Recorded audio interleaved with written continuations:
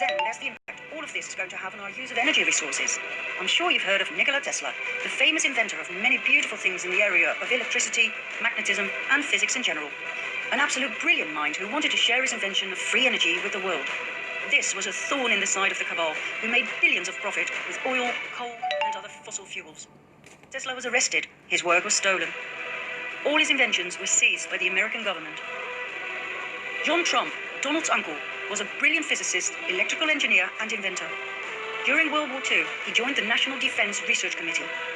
In 1943, he reviewed and analyzed the Tesla papers right after Tesla died. That's right, Tesla's inventions on clean and free energy, on anti-gravity, and on much more that has been kept hidden from the public because there was no money in it, fell into the hands of Donald Trump's uncle, whom he loved and greatly admired. Guess how that fits in Q's plan to save the world. Oh, and there's one more thing. Take a look at this picture. Doesn't John Trump remind you of someone? Somebody very important in the truth movement? Julian Assange. Could he be John Trump's son? Donald Trump's cousin? Let's put it this way. Nothing surprises me anymore, and it sure makes sense. And bearing in mind all the magnificent inventions of both Nikola Tesla and John Trump, I wouldn't be surprised either if they had invented a time machine. After all, if you can bend space, which was definitely within the reach of Tesla, then you can change time. If quantum physics is correct, if you can really jump from one timeline to another parallel one, you can time travel, change certain things and go back without people noticing a thing. Unless you leave clues behind, like a magazine that seems totally out of place. Like Q predictions of specific outcomes that could impossibly have been foretold, not even with the use of quantum probability theory. Is that how Q works? With direct knowledge of the future, through various timelines, probability waves? Is that why Trump is still alive, and even missile attacks have been countered?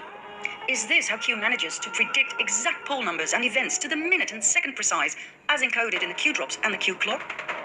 Is this how the mysterious author Ingersoll Lockwood was able to write a book in 1889 and another one 4 years later about young Baron Trump and his adventures through a space-time portal guided by a man called Don, the master of all masters? All current topics are in the books. Dirty politics, an unexpected candidate, a man called Pence, Russia, even the exact location of the Trump Tower. 1889? The mysterious author also wrote a book about the last president. Furthermore, his name appears on a watch, the Ingersoll Trump Pocket Watch. The same sort of watch used by the White Rabbit in Alice of Wonderland, a tale often referred to by Q. Time travel?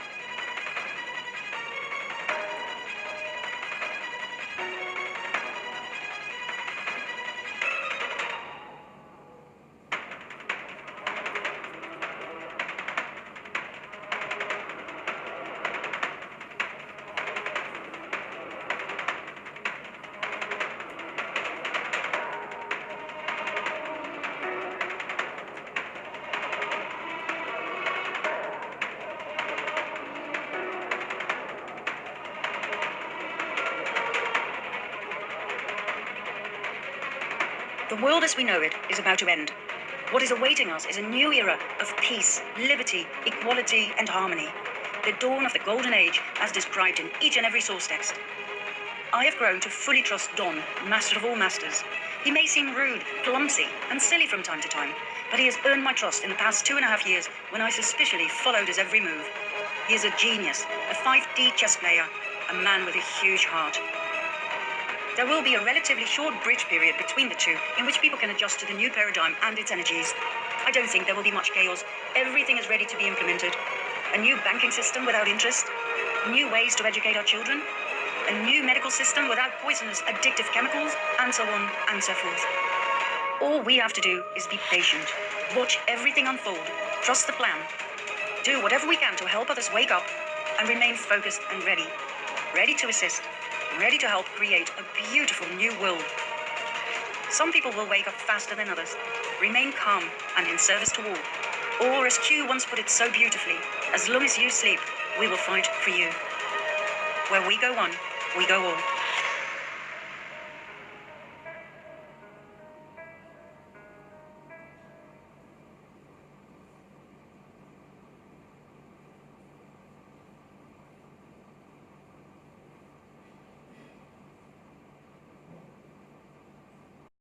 Here's a book. It's a politics that I wrote here in Vancouver, BC in 1999. published it online in the year 2000. It was published as a softcover in the year 2005, and DARPA CIA, using secret time travel technology, time traveled it from sometime 2005 thereafter back to 1971, where it was viewed by a whistleblower, prominent Andrew D. Basiago, who was sitting in a Project Pegasus setting with two other persons, and they brought a satchel at which they had objects, that had been brought from the future to the past, and out popped my book, which is a book that founded the science of exopolitics, yes, the science of relations among intelligent civilizations in the universe. So, and when Andy, after the year 2000, Andy sought me out, and we met, and we compared notes, and he told me about this, that he had seen my book back in 1971, and then I began to compare notes, and in 1971, I was invited. Part of my job was to make public speeches on the environment to housewives and and environmental groups, and one group was they asked me to come, and a man came in a suit, kind of very serious. We drove for a couple of hours, came to a second floor nondescript building, and I got up there. There were about 50 people in there, and I saw instantly that they were not environmentalists, and what they turned out to be, after Andy the whistleblower from that project and I compared notes, they were the secret time travel project, Project Pegasus, and the CIA, who wanted to see what I looked like in 1971, because they knew that in 1969 I would write this book and it would be published. Exopolitics. That's just fascinating. Even you and I would, on May 17th, 2020, would be having this conversation, whistleblowing about it, and exposing the chronogarchy, which is that they use time travel technology to attempt to run the world and influence public events. Adjust the future. In 1971, they used secret time travel technology to pre-identify future leaders, U.S. presidents George H.W. Bush, Bill Clinton, George W. Bush, Barack Obama, and Donald Trump. And that's 1971, and they briefed all of them in 1971 that they were going to be future presidents, and then groomed them. Even Mar-a-Lago, the so-called Trump estate, that was given to the nation as a second White House by Marjorie Merriweather Post, the Post heirs, and worth $150 million. And the CIA, because they wanted to groom Donald Trump as a kind of a daddy warbucks, they gave it to him through the back door for $6 million. So he would have this world stage, daddy warbucks billionaire. It's all staged. It is, yeah.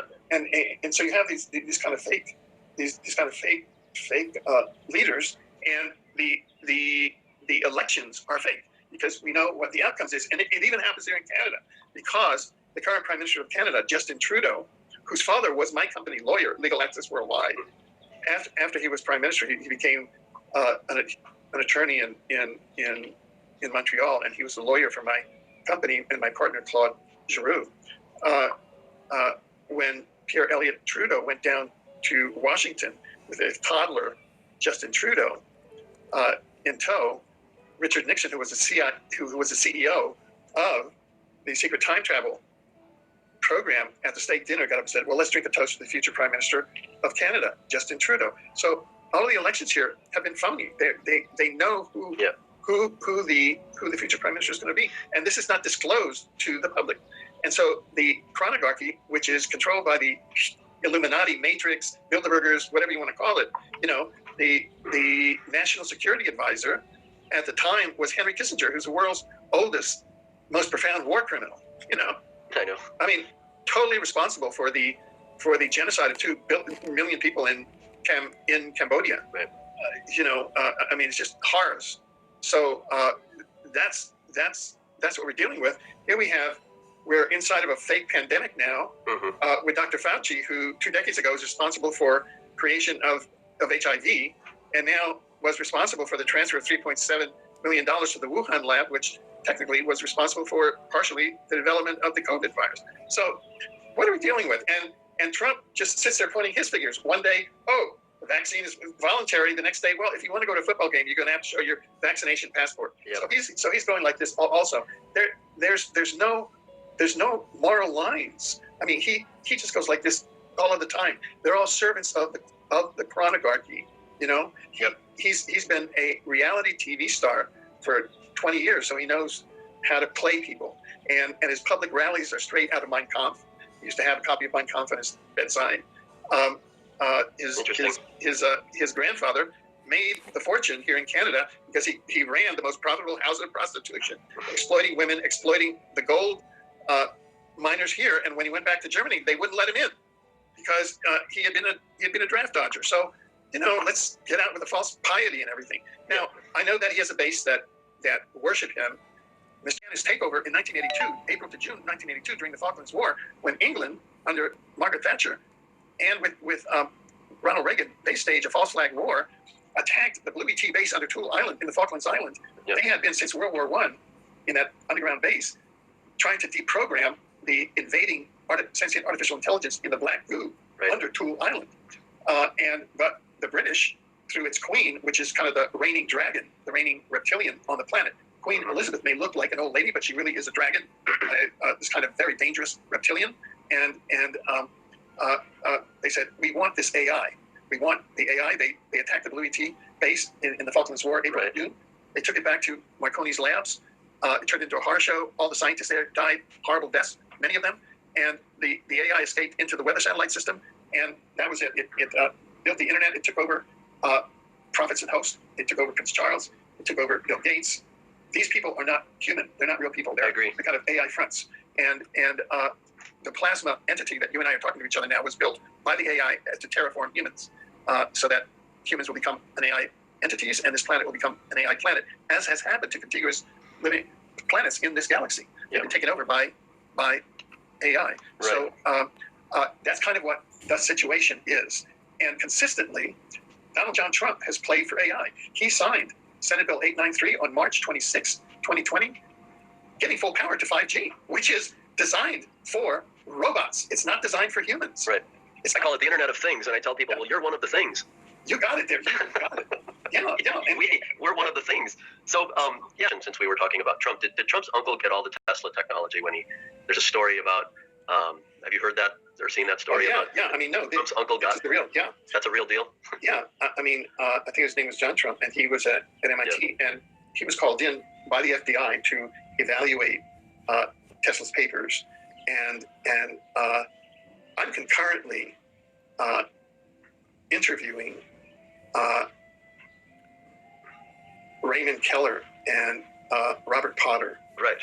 Raymond Keller is a Venus visitor and Venus contactee, and Robert Potter is a Venus contactee and Pleiadian contactee.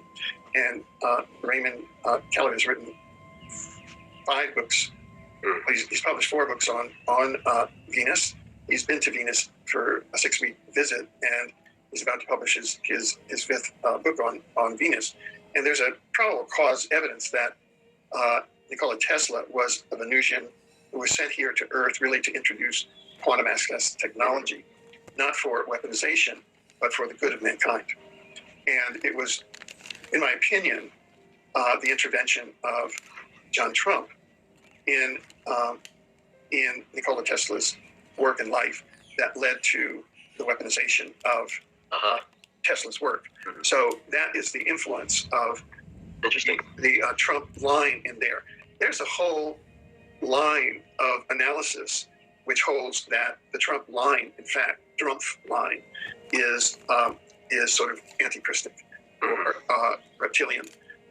One of the analysts, Gary Peter Carlson, holds that here on the planet, not all humans are equivalent. We may be walking around all with human bodies, but there's kind of an unseen conspiracy in Latin. It means conspirare, to breathe together.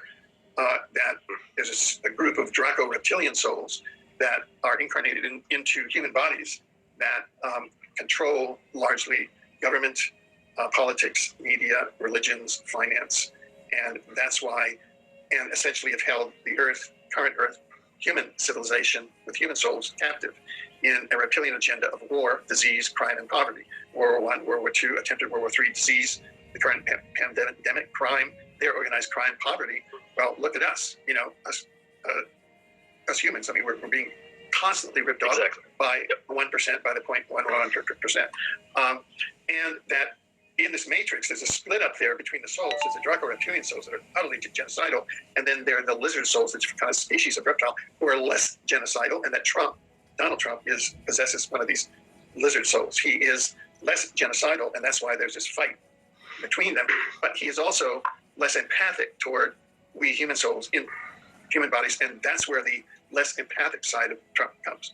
I don't, I try to take the objective observer point of view. I don't identify with the American Democrats or with the cabal, with any of these cabals.